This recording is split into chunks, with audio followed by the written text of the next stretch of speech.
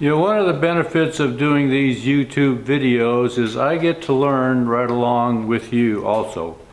You know, I was familiar with a steering mechanism referred to as Ackerman steering quite some time ago, and I was under the assumption that this started in the early 1900s with the coming on of the horseless carriage, what we drive today, the automobile.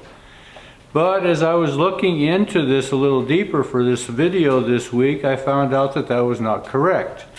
You know, the buggies that we have today, remnants of those that were used in the 1800s, have a steering mechanism that is pivoting off of a fifth wheel where the whole front axle pivots side to side as it is negotiated by the horse or mule or whatever animal.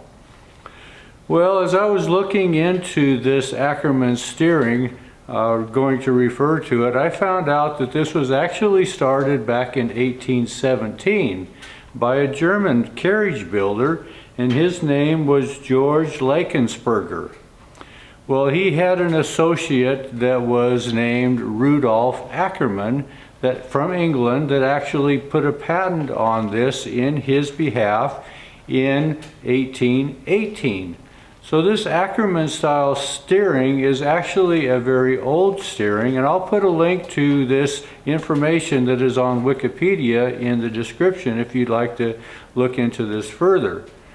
Well, over the course of these years that I've been in business, there are a number of questions that are asked repeatedly over time. One of those questions is, how come the front wheels are smaller than the back wheels? Well, there's kind of a multifaceted explanation to that. One, you know, when the front wheels are smaller in the front, it does help on the turning radius of these buggies. The larger the wheel, the sooner they hit the box. The smaller the wheel, the more tightly these buggies or wagons can turn. Well, there's more of a fundamental reason why the front wheels are smaller, and that has to do with the fifth wheel assembly on these buggies. Yeah, I have a buggy here in the shop that has crowned axles on it. It's a single seat doctor's buggy style. Well, if I measure from the bottom of the axle to the top of the wood cap where the rear spring sits, you can see that that is 2.5 inches. Well, if I measure on the front axle from the bottom of the axle to the top of the head block where the spring sits, you can see that we have 4.5 inches. Well, that 2-inch difference is because of this fifth wheel assembly that allows the front axle to turn. Well, most buggies, predominantly in this class of doctor's buggy, typically have 4-inch wheel spread between the front wheels and the rear wheels. Typically they'll be 39-43, 40-44, 38-42, but generally a 4-inch span. You get into your little heavier mountain wagons, then they jump up to a 6-inch span. You might have a 40-46, 42-48, but all that difference is made up in the fifth wheel assembly itself. Now, some of your heavier dray wagons, like the Budweiser style wagon, you know, those wagons can have 15 inches of spread between the front and the rear. Even some of your stagecoaches will be up to that 15 to 16 inch range difference between front wheels and the back.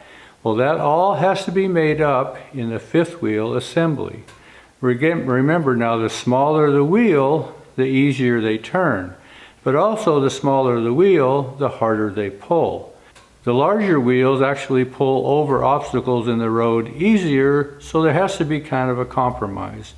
But fundamentally, that's why there are smaller wheels in the front than there are in the back. It's because of the fifth wheel assembly that allows these buggies and wagons to turn.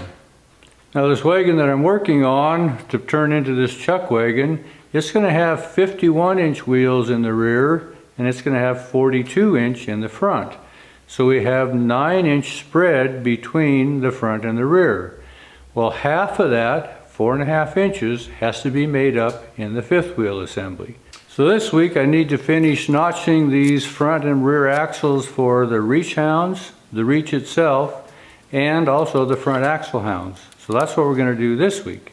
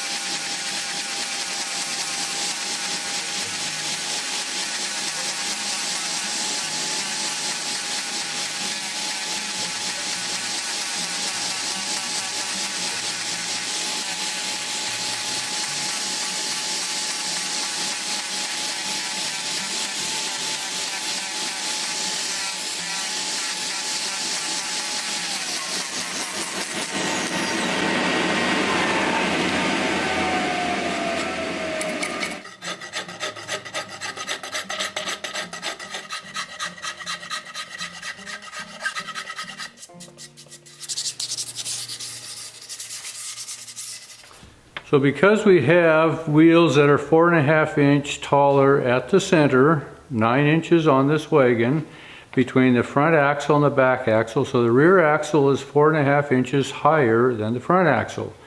Therefore, when the reach connects to the front axle, this reach is going to be coming down at an angle. So I'm going to draw this out quickly and kind of let you see, I hope, what I mean. So first we have the front axle, and then if we put in the rear axle, this is not to scale, but the rear axle is going to be higher than the front axle. So if we connect this with a straight line from the rear axle to the front axle, this is going to be representative of the angle of the reach. So in order to bring the box to a flat plane, we would end up creating a triangle. So with the box being square, the top of this triangle is going to be at a 90 degrees. So the angle at the apex of this triangle is about 2.5 degrees.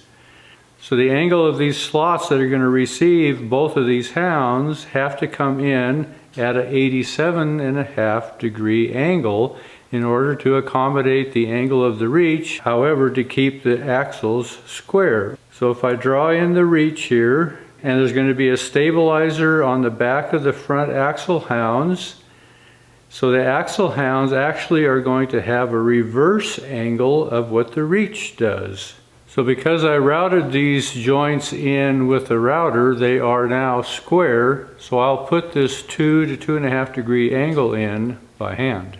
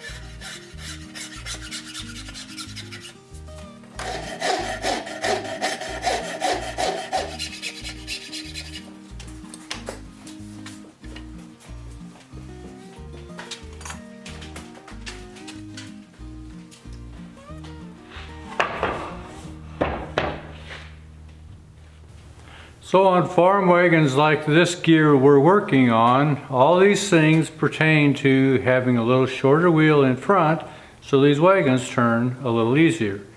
As opposed to the Ackerman, you know, the Ackerman is when you have your wheels that just turn just like your cars today, where this is on a turntable or fifth wheel style front axle. Anyway, hope that makes sense. Thanks for watching.